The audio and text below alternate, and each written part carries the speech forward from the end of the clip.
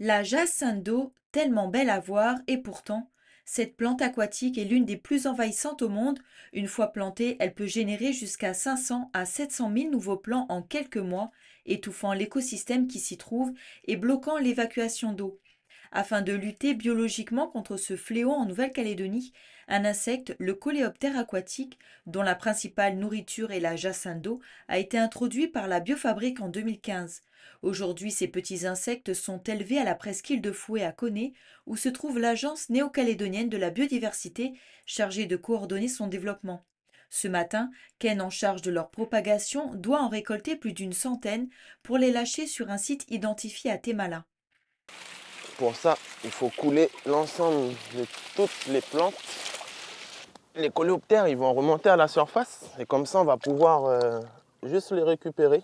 Donc voilà, ça commence à remonter. 11, 12. 13, 14. Si on regarde bien comme il faut, là, dessus, ils ont des taches. Donc on a commencé à 9h56. On s'arrête à 10h09. On en a eu 150 en 13 minutes.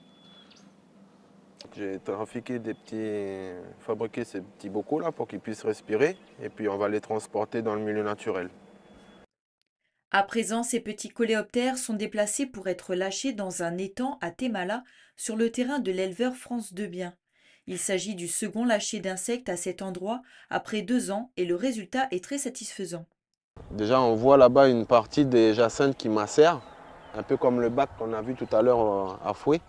Donc là elles sont en train de couler en fait. Dans un mois, là, toute cette partie-là, elle aura coulé et on verra la surface de l'eau. Attention nid de guêpe. Tu as déjà vu un mec courir avec des bottes d'eau? C'est tous les petits points là en fait, c'est les morsures, c'est les auxiliaires qui ont consommé la plante. Et donc ça c'est une indication qui nous dit que les auxiliaires sont toujours présents dans le milieu naturel. Donc c'est une très bonne nouvelle pour nous.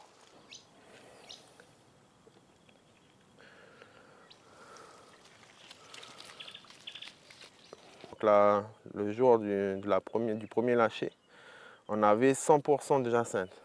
Donc là, moi, je partirai sur du 40% qui reste de jacinthe.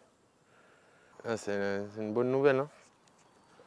Et ce qui est extraordinaire avec ces petites bébêtes là, c'est qu'elles sont monophages. Donc tout le cycle de leur vie va se passer uniquement sur cette plante, la jacinthe en l'occurrence. Donc dès qu'il n'y aura plus de jacinthe, eux ils vont disparaître. C'est génial pour nous parce que comme ça on n'a aucun risque pour le milieu naturel, quoi. À part pour la jacinthe d'eau et la salvinia. Les équipes de l'Agence néo-calédonienne de la biodiversité sont tenues de faire ces suivis régulièrement, dont les comptes rendus sont ensuite communiqués aux différentes collectivités concernées. À ce jour, presque 3000 individus ont été lâchés sur une trentaine de sites. En parallèle, la prolifération de ces insectes est aussi observée dans des endroits non répertoriés grâce aux oiseaux. En se déplaçant, ils permettent aux coléoptères de migrer, participant ainsi à la régulation des jacinthes d'eau en Nouvelle-Calédonie. À l'heure actuelle, en province sud, la plupart des sites identifiés sont considérés comme traités.